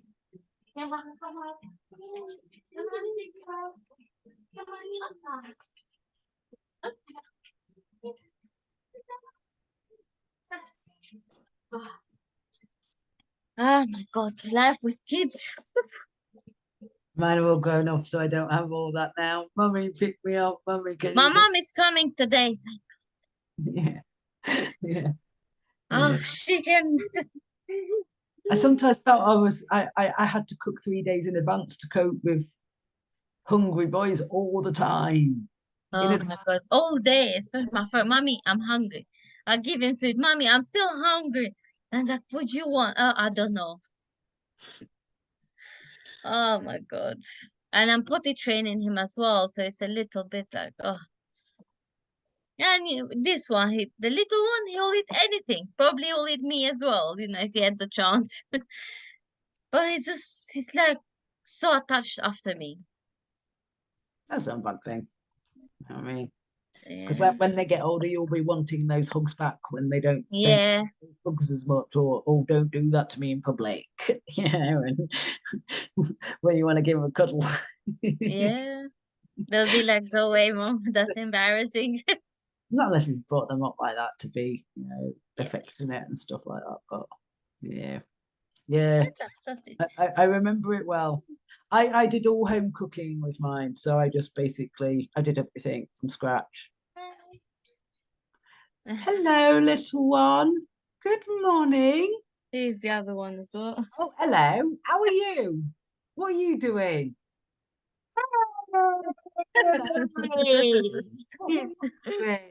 Hey. Are you happy today? Yeah. Oh, wow. That's great. Good to see. Are you being a good boy? Hey. I'm watching iPad. How are you? Oh, you're looking. And I'm sleeping and wake up. Oh. Go watch iPad. Okay. Come on. Well, go talk to Mummy then. So here is where you can top it up from the system. Okay, yeah. So there is predetermined where you can actually top it up. Yeah. you know, from inside here. Yeah. So you can buy a package from inside here. Okay. You know, you can buy Europe International. you can Okay. pick your number, Okay. mobile, Nation national, global, and local. local. Okay. So for example, if somebody did want a code in that area, we pick Yeah. up Aldershot. Yay, I remember Aldershot. Yeah. It's not far from my. No. Well, you're from Slough, aren't you? Yeah. Ashford. Where is close to Slough as well. I was born in Slough. Really? Yeah, I'm born in Slough. That's why when your agency covered, when I saw it, said Slough, and I thought, I didn't realise Ashford was there. Yeah. Even though I was born there and I did like skirt around London as a child, in and out, and Woking Yeah. and Staines and Reading and Guildford, Yeah. I mainly grew up in Fimley Green in Camberley. Yeah. Okay. I don't know how far that is from Slough. It's not far, I think.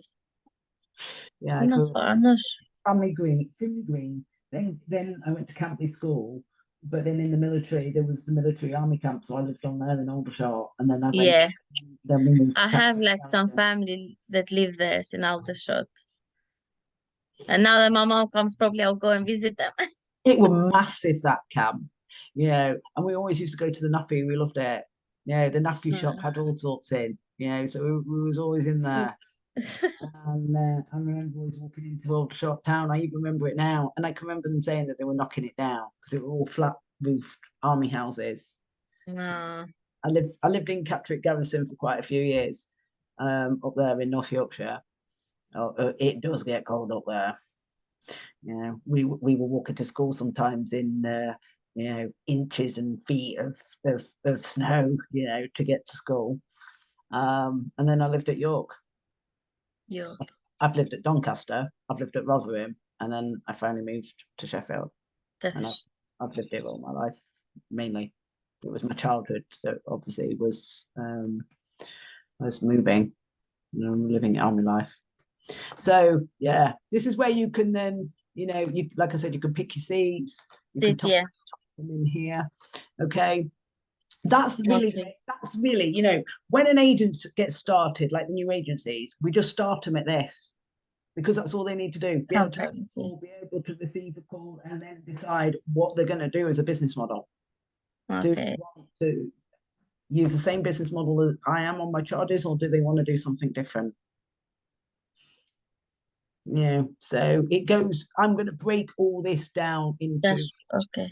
a real lot of details, you know, because all this goes into like campaigns, lead generation, and stuff like that you can do. If you saw there, like they've got, These are the number.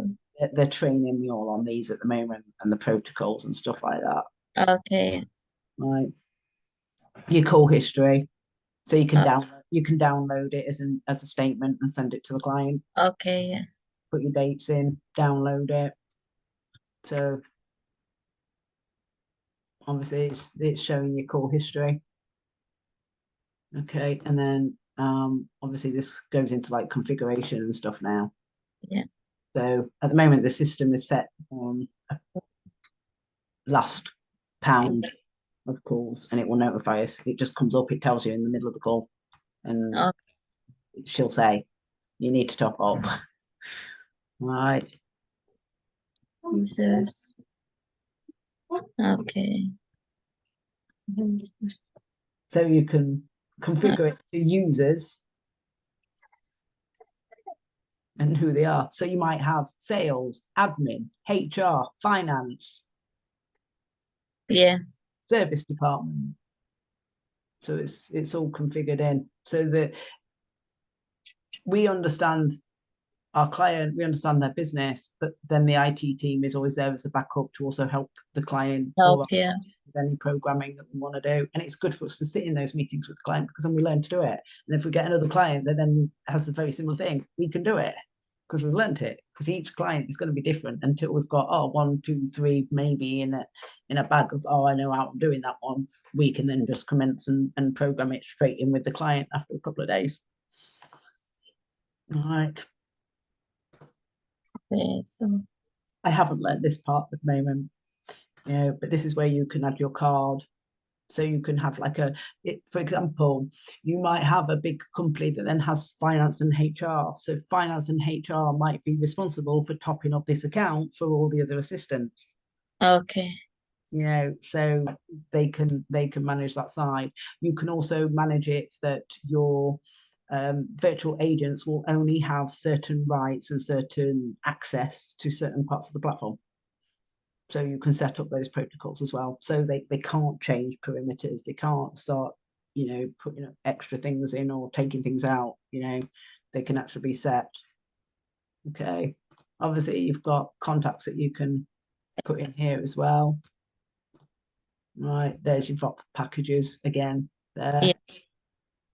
You can ignore this at the moment, but that just Okay. shows you that they've programmed it into the back end of the system as well. Okay. This is what we're developing at the moment, Chat, yeah. which is the chat. So I've got, can you imagine now, Lion said, you wouldn't have been able to, there's no way I can break all this. I was sitting there thinking, right, okay, when they're doing all the training with me, and I said, right, so have you got a training manual? This is the first question I asked him. Have you got a training manual? And he said, no. And I said, well, how do you train your clients? She said, what? I said, I'm your client. How am I going to use it? Yeah. So it was like, hello, can you come and help us now? so that's why I'm building these manuals up bit by bit. So everything is in there, but what we're also doing is this part down here, calls and chat answering. If I go to my website,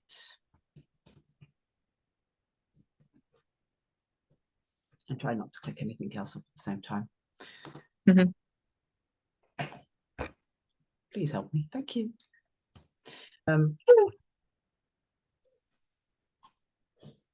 Is he just waking up? So imagine at the moment, I can sell agencies. Yes. So agencies would buy from my digital agency page. Okay. But we're even breaking it down further that the system will then detect that they have clicked whether they're a virtual or digital or hybrid. So it will come through. So we're working on that at the moment. Your telephony is here, like I said.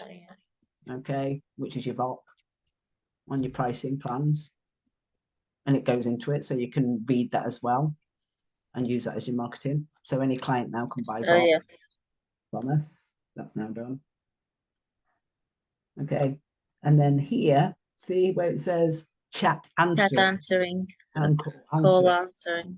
This is what we're working on at the moment. So those pricings will go in here. So at the moment, I've got something very basic.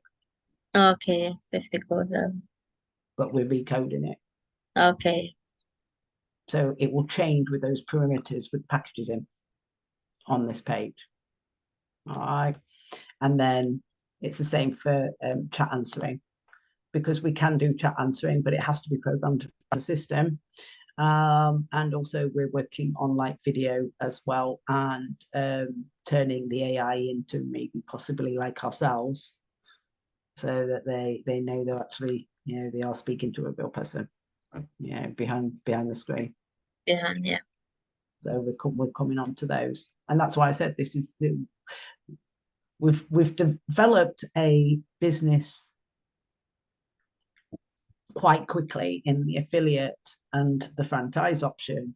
It was then changing over from all the programming over to my side as well, so that we could see how it was going to work from the CRM affiliates and the agency payments perspective.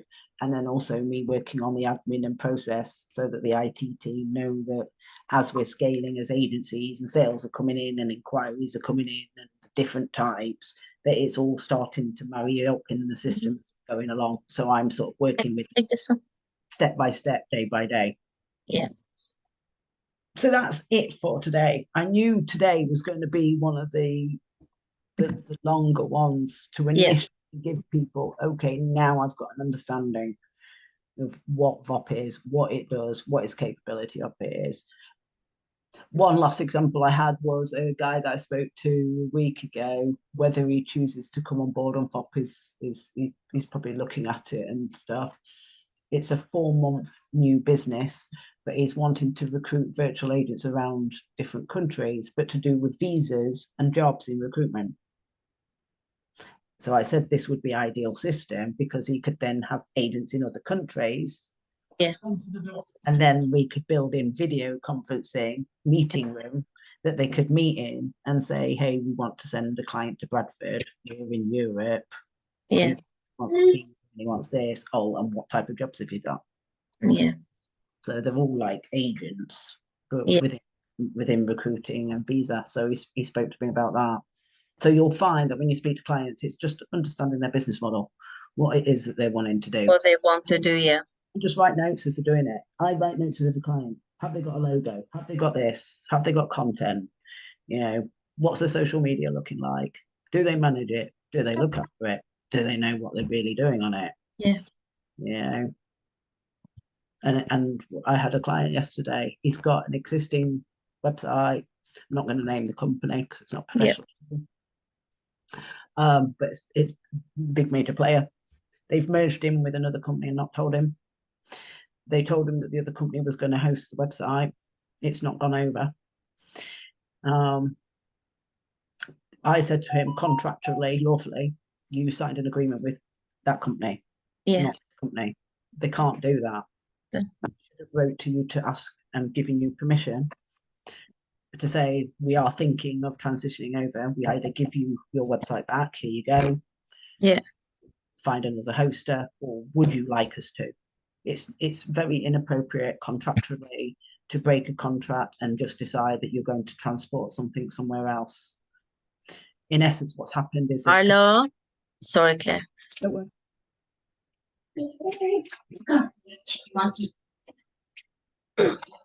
He started climbing on the stairs. Now I need to get the gates. Oh, gates! I had gate at bottom, gate at top. And everything in the morning or at night used to pile on the stairs behind the gate, ready for the transition at the top of the stairs or the transition down. It was Down, yeah. at the top or a pile behind the gate. And I had two dogs and a cat, as well. So, yeah. Yeah, the other day I just saw him upstairs. I was like, oh my God, how did you go upstairs? Love it. Yeah. I said it to my friend's little one. She's 21 and had a little one a couple of years ago. And I was sitting there in her apartment with her. And she put him on the settee and went in the kitchen. And straight away, he was only like 3-4 months. I thought he's going to be off.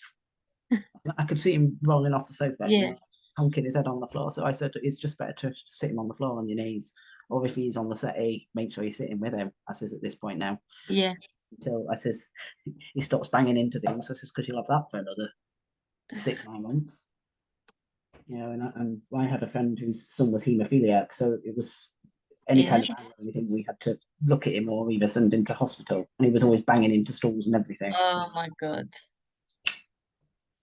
Yeah. But yeah, back to that guy.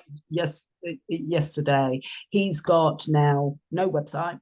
It's down, so they've took his website down. He's lost, he's lost 10 grand of income as a result. And they're not really responding to him. They haven't really responded appropriately to his emails, is what he says. So I sort of gave him I said, do you want some feedback from me, what I would do if I was in your position contractually and lawfully, you know? And I says, yes, we can either pull it, host it, direct it. I says, if we can get hold of it off him. But yeah, he agreed that he's going to do a brand new website. He knows he's losing money rapid, you know. So I just discussed the project with him yesterday, went through it, just said, come back to me if you've got any questions or queries in the meantime, you know, and he said, yeah, I'll be signing up with you in the next few weeks. Because he's just trying That's so sad though, you know, like how these people can do these kind of things, you know. Well, a lot of people go and get a website done, but they then don't realize who's hosting it, where's the domain, how are they backing it up, you know, because if you've got a large, complicated e-commerce website, you need that information backing up. That's crazy, you know. Yeah, but that's why we host it, look after it, you know, maintain it for them. It's all factored in. So That is today's session, basically. Yeah, we will come a little bit further on next week into the CRM. You know, and I just thought it was appropriate to leave it at this stage because it will become too complicated for people to learn this until you're actually doing it yourself. Yeah. That stage of doing it. I know that Litz is obviously upgrading and she's going for hybrid in September. Yeah, I told Teresa to stay where she is, as she is for the meantime. Yeah, basically for her benefit. You know, commitment level and Yeah, of course. and getting it further forward. But you know, you can put your agency even into virtual assistants, virtual recruiting, call answering, and any type of job sites, and even LinkedIn and everything like that. Because I know you've seen my post in LinkedIn. You'll Yeah. get inquiries for people that will contact you. I had one from a solicitor's firm the other day and said, we've looked at your CV in LinkedIn, we've looked at your website, could you possibly work with us virtually to handle our calls in respect of wills, trusts and estate planning? Yeah. So I'm just waiting for them to come back to me. I give them the information. I said, here's my CV, here's my website, this is what I could do, here's my social media, have a look at it. I'm a multifaceted woman. Yeah, that's good. And just leave it with them. Yeah, so I might pick up that contract as well. Oh, Yeah. fingers crossed. Yeah. Yeah. But Yeah. yeah, But that's why I'm just taking it steady. I'm, you know, because you know, I could grow this rapid myself. I've had a few people say, can I yeah, have a job? And you know, but I have to have enough clients to be able to yeah, say, to give them a good enough job. And even if I yeah, gave somebody a job, my business structure, same as Medispa, all my staff will yeah, be self-employed. I am not responsible for PAYE yeah, tax. of course, yeah, yeah, You know, I just need to know that they are competent, they're doing yeah, a good job, looking after somebody, you know, and holding their hand in the process. yeah. You know, and the last one is, even though I said emails, you know, another service that you can charge is answering social media inquiries. So if Yeah, that company is busy, you can answer those inquiries, you know, and then call the customer and convert them to a sale back to their website yeah, if they are in e-commerce. It's just knowing your customer, knowing your client. yeah. That's the whole, you know, So that's the whole what are point. you doing for the rest of the day? Anything nice before I To go? be honest, I have to clean the house before my mom comes, so my mom doesn't think that I'm a mess. You And I need to go pick her up. Like she's landing at 4:30. So thank God Heathrow is just like 10 minutes away from mine. So people have said that to me sometimes. Like this, oh, don't judge my home when you walk in. I did mortgages like back in the early 90s when the miners' strike and everything, they were recovering then. And I remember I was doing mortgage accounts for like advising people's homes. So I was signing up their mortgage in there and then. So you can imagine when I'm meeting a customer for the first time with all my suitcase, my suit, and coming to the door. And then all of a sudden, oh, you've got to look at my house. You've got to come in my house. So they'd say, please don't look at my house. that's I the said, story. I have to look at your house. I says, but if you want some extra money for home improvements and I can get it on the loan to value, don't want me to get it? Yeah. You know, then you could have and then they'd be like, oh, what could I have? And I'm going, well, possibly a new kitchen, maybe some windows if you want. So This is, I I have lots of toys everywhere. I see beyond that because we've bought houses and wrecked them and rebuilt Yeah. them. Yeah, and done that quite a few times and turned houses over in the past. But me, I like to just keep it lean, keep it keen. Right, do my little thing, finish at the end of the day, and just say I'm Okay. satisfied for today. Yes. So, okay, well, hopefully now they've got this video. It's Yeah. recorded. They can at least watch it and recap back Yeah. over it. Everything. Yeah. And I will. I'll get into a habit of recording them now. You know, Yeah. because Okay. I'm thinking that once we've done this initial training over the weeks, Yeah. We can have. Yeah. keep down further. You Yeah. know, and it's an opportunity to come into a meeting and like you did this morning, I've got a question. Yeah. If you need me in the meantime, like I said to Yeah. any, if Yeah. you need me on a one-to-one, just ask me, Claire, can I book in with you a time Okay. to sit down and have a chat? And it's the same I said to clients, if you need to book in a time, whether it's over the phone or whether Yeah. it's on Zoom or something else, just let me know. I says, and Yeah. obviously we'll book it in. Have a fabulous day, my darling. You too.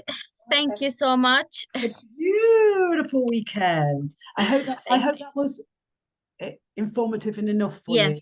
Yeah, it was. Yeah. If you think, oh, she didn't answer quite this right, or No. And I understand because in the beginning when I was reading, I was like, oh my God, what is this? What is that? But now I understand. it took me a little bit when, because I was taking the VOP on board myself. Yeah.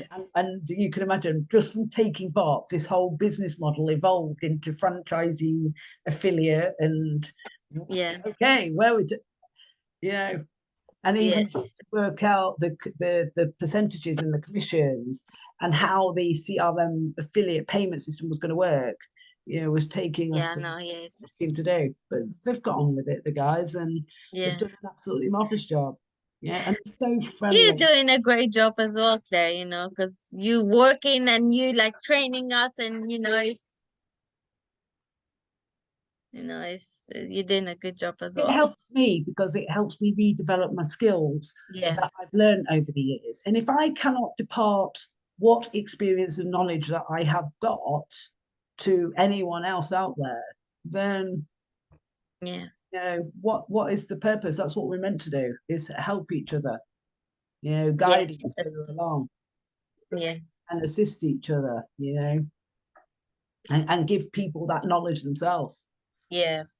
And then you've got the tools and the kit to be able to deal with what you need to be able to deal with. Yeah. All right, I'll leave you with that. I'll just stop sharing now. I'm going to, obviously, I'm back on with calls. Yeah. Oh, good luck. Handling Lebanese inquiries. I've had a few jobs like people have said, contact me through Facebook. Can you do this job? Can you do that job? And I've said to them, would you like to have a meeting? Oh no, can you just do this and then we'll pay you after? No, would you like to have a meeting? Right, because Yeah. Yeah, because if something happens, like, and they don't like it, then they'll be like, oh, I don't like it. I like But to get when you have a meeting and you explain to them everything, then, it's up to them to decide it. Because it's not the easy, like, I don't know, some people think it's easy, like, just, it's not. Well, it's like understanding the value of a website. Yeah. The time it takes to do, granted, like me, I can do a website in 5 days. Yeah. But to write content, to do Yeah. banners, or to do logos, or to do that SEO work, that takes time. I can set up social media pages, very, very quickly. But even if we was doing an e-commerce site or anything like that, if you're doing 1,000 products, Yeah. that can take 3 months to build, because Yeah. it takes 30 minutes to add a product. You put in a photo in, you put in a description in, you put in a size, Everything, yeah. and you're making sure it looks right within the category of the page that you're putting it in. And people sometimes don't appreciate that. They must think like we're all speed demons or something. Yeah. And then when you explain to them and say, no, we'll give you access and you go and do it, they then Yeah. realize, hold on a minute, are they doing it while they're managing the company trying to build it and then enter it in, or do they want us to factor in to help them to do it? Or we can do it. We don't mind. So we give the client the choice to be able to have admin access and be able to add, edit, and do their own work in the website if they want to.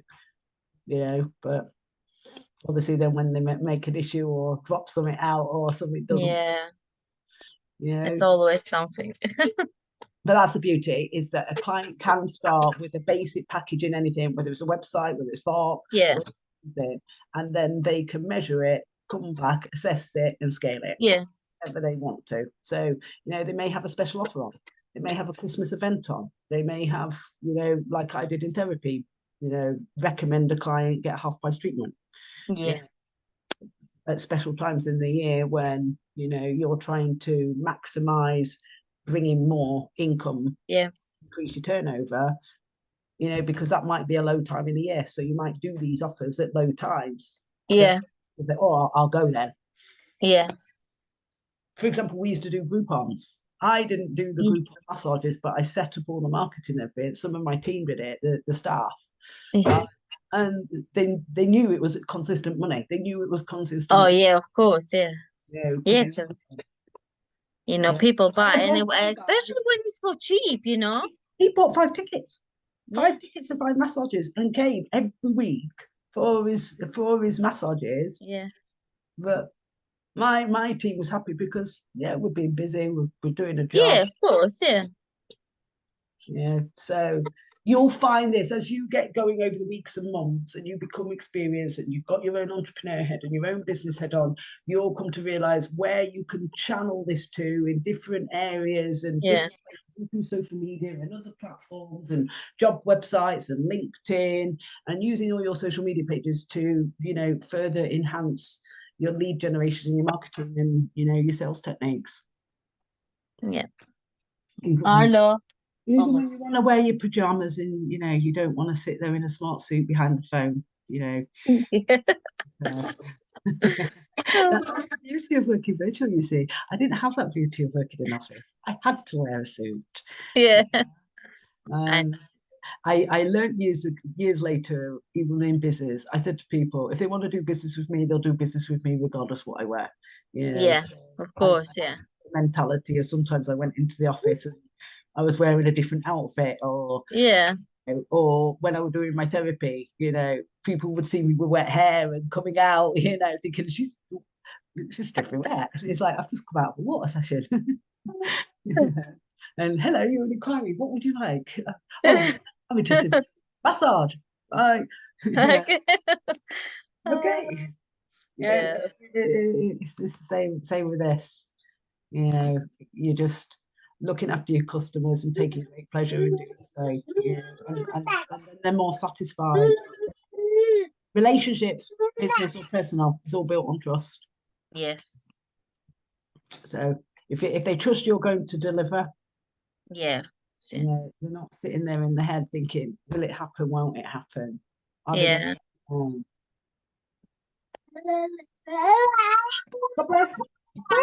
little one giggling in the corner that needs mummy time. Both of them, Nadia. I'm hungry, my stomach. God bless, take care. Enjoy. You too, Claire. Have a good day. Bye, take care. Bye, I'll just stop